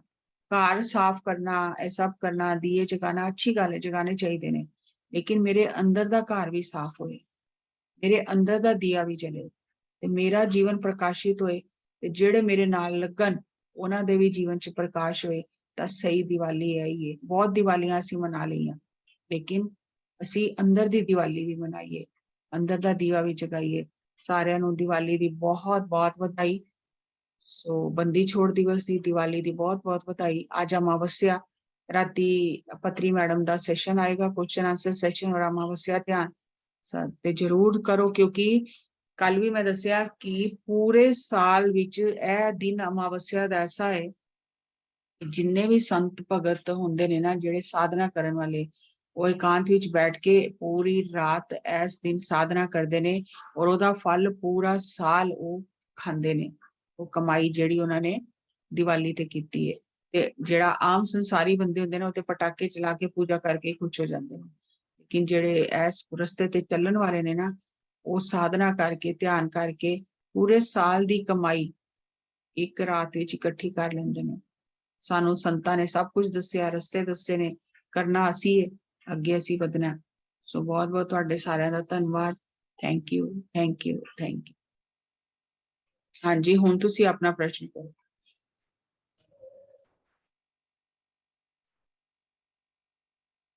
मैम क्वेश्चन यही सी कि कैसे डिफरेंस पता चलेगा कि पास्ट लाइफ कर्मा क्या था और अभी प्रेजेंट का कर्मा क्या है? मतलब अभी जो हम लोग कर रहे हैं वो पास्ट लाइफ का कर्मा का रिजल्ट है या अभी प्रेजेंट का कर्मा हम लोग फेस कर रहे हैं? आपने पढ़ाई की है, कितनी हाँ पढ़ाई? जी मैम, ग्रेजुएट हूँ। ग्रेजुएट, वो तो हो गई ना ग्रेजुएशन, लेकिन उस ग्रेजुएशन की वजह से आप कैसा जीवन जी रहे हो, वो ज्ञान आप इस्तेमाल कर रहे हो ना। एक अनपढ़ की तरह तो नहीं जी रहे ना आप, क्योंकि आप पढ़े लिखे हो, आप उस हिसाब से जीवन जी रहे हो। तो पास्ट ने आपका प्रेजेंट बनाया, पास्ट ने आपका प्रेजेंट बनाया ना। पास्ट में आपने मेहनत की थी, आज प्रेजेंट में आपके जो चुनाव है, जो निर्णय लेने की क्षमता है, वो अनपढ़ व्यक्ति से तो अच्छी होगी, क्योंकि उसने पास्ट में मेहनत नहीं की, पढ़ाई नहीं की, आपने की, और आपका चुनाव अलग हो गया। और आज जो आप करोगे उसका प्रभाव किस पर पड़ेगा? प्रेजेंट, फ्यूचर पर। आज आप जो करोगे उसका प्रभाव फ्यूचर पर पड़ेगा। कहने के लिए पास्ट प्रेजेंट फ्यूचर अलग अलग है, लेकिन अध्यात्म में ये तीनों एक साथ चलते हैं। आज मैं इस क्षण में मैं जो भी हूं, मैं अपने पूरे पूर्व जन्मों का और इस जन्म का परिणाम हूं। आज मैं जो आपसे बातें कर रही हूँ, ये बातें ऐसी नहीं है कि आज मैंने कहीं पढ़ा, ये सीखा, और वहां से पढ़ा, यहाँ से सुना और मैंने बता दिया। ये मेरे सारे पूर्व जन्मों का और इस जन्म का जो भी मैंने किया, उसका परिणाम मेरा आज का वर्तमान है। मेरे आज के वर्तमान ने, मेरे पास्ट ने ये वर्तमान मेरा बनाया है। आज मैं जो करूंगी वो मेरा भविष्य बनाएगा। तो पास्ट तो है ही हमारे साथ, लेकिन आज वर्तमान में हम क्या करते हैं वो हमारा भविष्य बनाएगा। अब एक एग्जाम्पल से समझते हैं। जैसे मान लो कि मेरी किसी के साथ में बहुत गड़बड़ है, और वो व्यक्ति ऐसा है जिससे मैं अलग भी नहीं हो सकती, मेरे घर में ही है, दिन रात कुछ ना कुछ चलता रहता है, मैं बहुत परेशान हूँ। तो ये मेरा पास से आ रहा है, क्योंकि वो व्यक्ति सबके साथ ठीक है, मेरे साथ ठीक नहीं, हम्म। तो वो पास से आ रहा है। और मैं दुखी हो रही हूँ क्योंकि जो मैंने उसको दिया वो मुझे वापस दे रहा है, तो बैलेंस हो रहा है, एनर्जी बैलेंस हो रहा है। लेकिन आज अगर मुझे आध्यात्मिक विषय पता नहीं है, कर्म सिद्धांत पता नहीं है, तो मैं क्या करूंगी, आज मैं जा जाके उसकी बुराइयां करूंगी, उसके बारे में और बुरा सोचूंगी, और बुरी बातें करूंगी, लोगों को जाके बताऊंगी, उसका नुकसान करने की कोशिश करूंगी। तो अब आज का चुनाव मेरा फिर फ्यूचर खराब कर रहा है। लेकिन आज जब मेरे को ये सब कर्म सिद्धांत, ये सब चीजें समझ में आ गई कि भैया जो किया वो मिल रहा है, शांति से स्वीकार करके उस आत्मा से क्षमा मांगो कि मैंने उसको बहुत कष्ट दिया है, दिया होगा नहीं, दिया है, तो वो मुझे मौका दे रहा है अपनी एनर्जी बैलेंस करने का। लेकिन मैं आगे के लिए कोई उसके बारे में गलत बात नहीं करूंगी, किसी को उसके बारे में गलत बोलूंगी नहीं, जो है मैं उसे स्वीकार करती हूँ, तो मेरा फ्यूचर अच्छा हो जाएगा। पास्ट का तो मैं भोग ही रही हूँ, लेकिन मेरा फ्यूचर अच्छा हो, मुझे उसके लिए आज चुनाव करना है। जैसा मेरा चुनाव होगा वैसा मेरा फ्यूचर होगा। अगर मेरे को इसे इसी जन्म में खत्म करना है, तो मुझे उसे स्वीकार करके उसके बारे में कोई भी नकारात्मक बातें नहीं करनी है, ना सोचनी है, उसे प्यार करना है, लव वाइब्रेशन देनी है कि मैं अच्छा क्या कर सकती हूँ। ठीक है, उसने मेरे साथ जो भी किया, मैं अच्छा क्या कर सकती हूँ। लेकिन हम क्या करते हैं, हम बदले लेने लग जाते हैं, और हम अपना फ्यूचर भी खराब कर लेते हैं, तो बंधे ही रह जाते हैं इस पास्ट, प्रेजेंट और फ्यूचर के चक्कर में। लेकिन सर ने ये बताया कि जो हो गया उसको तो बदल ही नहीं सकते ना। अब तो हम आमने सामने आ गए, अब तो युद्ध के मैदान में आमने सामने आ गए, तो ये अंदर का मैदान है, ये जन्मों जन्मों से चला रहा है। तो इसमें आप सरेंडर कर दो भी, मैंने जो किया मुझे माफ करो, आगे से मुझे इस दोबारा इस बंधन में नहीं बंधना, तो आपका फ्यूचर अच्छा हो जाएगा। और अगर हमें आध्यात्मिक समझ नहीं है, आप घरों में देखो हम क्या करते हैं, जहां दो लोग बैठेंगे उसकी बुराइयां करेंगे, आज ये हो गया, आज वो हो गया, आज वो हो गया। तो नई स्क्रिप्ट लिख रहे हैं आप, एक स्क्रिप्ट हम ऊपर से लिख कर लाए हैं कि इसके साथ मैं अपने कर्मों का बैलेंस करूंगी, और वो भी एग्री किया कि ठीक है मैं आपके सामने खड़ा रहूंगा। हम दोनों अपनी उसका भी एग्रीमेंट है हमारे साथ, हमारा ही नहीं है, दोनों मिलकर आमने सामने इसीलिए आए हैं क्योंकि दोनों का एग्रीमेंट किया है कि हम दोनों अपनी एनर्जी को बैलेंस करेंगे, और मैं जो तुमने मुझे एनर्जी दी है मैं इस बार तुम्हें वो वापस करूंगा, ये एग्रीमेंट करके आए हैं। लेकिन यहाँ आकर भूल गए, यहाँ आके ऊपर की स्क्रिप्ट पर हमने रोल प्ले करना था, वो रोल प्ले तो हम कर रहे हैं, लेकिन हमने यहाँ आके एक नई स्क्रिप्ट लिखनी शुरू कर दी उसकी बुराइयां कर करके। अब ये स्क्रिप्ट हमारे साथ फिर वापस ऊपर जाएगी, फिर हम सिर पकड़ लेंगे वहां जाके, कह रहे पहले ही खत्म करने गए थे, नहीं लिख के ले आए, तो फिर अब नए रोल में आ जाओ। तो इसलिए पीछे का प्रभाव हमारे वर्तमान पर है। आज हम क्या करते हैं ये कहीं नहीं लिखा कि आप आज चुनाव सही नहीं कर सकते, पीछे जो हो गया, लेकिन आज आप अगर सही जीवन जीते हो, आध्यात्मिक विज्ञान के हिसाब से, आध्यात्मिक समझ के हिसाब से, तो आप अपना भविष्य सुधार लोगे, तो फिर आगे जाके आप बंधन में नहीं आओ। लेकिन अगर हमें इस चीज की समझ ना हो, तो हम फिर बार बार उसी बंधन में बंधे चले जाते हैं। जैसे पत्री सर ने बताया, कल ही मैं सुन रही थी कि अगर इस जन्म में सास बहू को तंग कर रही है, अगले जन्म में उल्टा हो जाएगा, बहू सास बन जाएगी, सास बहू बन जाएगी। फिर नहीं समझ आया तो और नजदीक आ जाएंगे, बेटी बन जाएगी। अब बहू को तो जो कुछ भी आप बाहर कर सकते हो, अलग कर सकते हो, बेटी को कहाँ से अलग करोगे, वो और करीब आ जाएगी, क्योंकि हम सबक नहीं सीख रहे। अगर बेटी का सबक नहीं सीखा, बेटी से प्यार नहीं किया, आप देखो लोगों की बेटियों के साथ भी कितना झगड़ा रहता है। तो बेटी करके सबक नहीं सीखा, और क्लोज हो जाओगे, पति पत्नी बन जाओ।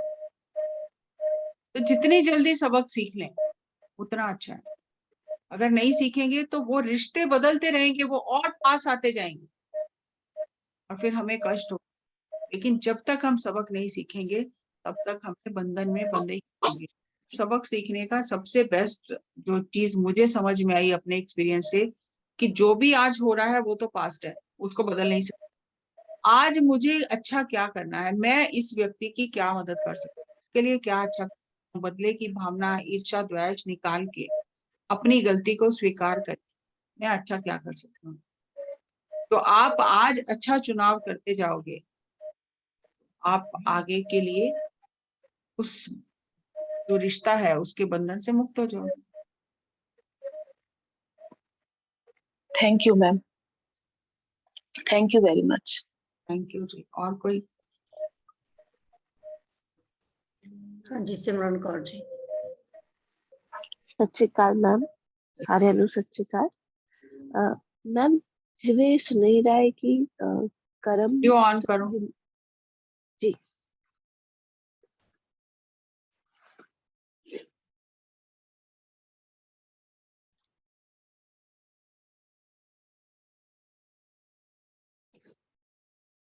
ਮੈਮ ਜਿਵੇਂ ਸੁਣੀ ਦਾ ਹੈ ਕਿ ਤੁਸੀਂ ਕਰਮ ਜਿਵੇਂ ਵੀ ਕਰ ਸਕਦੇ ਹੋ, ਜੋ ਵੀ ਕਰਮ ਹੈ ਤੁਹਾਡੇ ਪਿਛਲੇ ਜੇ ਤੁਸੀਂ ਹੁਣ ਭੋਗ ਰਹੇ ਹੋ, ਜਿੱਦਾਂ ਤੁਸੀਂ ਨਾਮ ਸਾਧ ਸੰਗਤ ਤੇ ਕੀਰਤਨ ਨਾਲ ਜੁੜੋ ਤੇ ਇਹ ਘਟਦੇ ਜਾਂਦੇ ਨੇ, ਤੇ ਇਸ ਵਿੱਚ ਕਿੰਨੀ ਸੱਚਾਈ ਹੈ ਤੇ ਮੂਲ ਆਧਾਰਤ ਕੀ ਹੈ ਇਸ ਦਾ?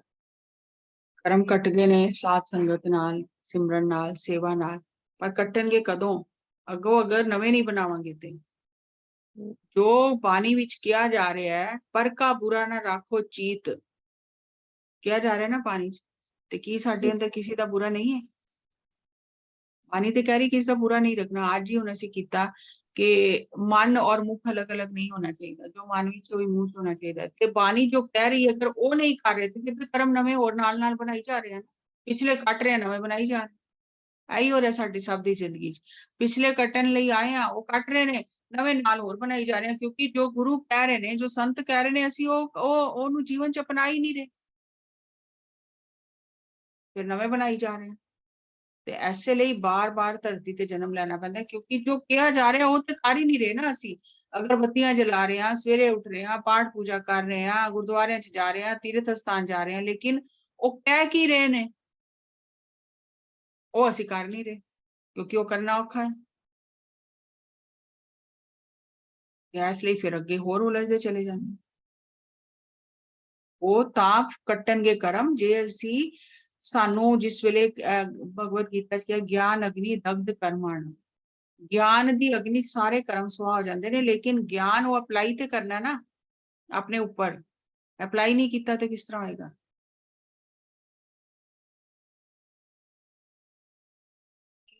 Thank you ma'am. Thank you.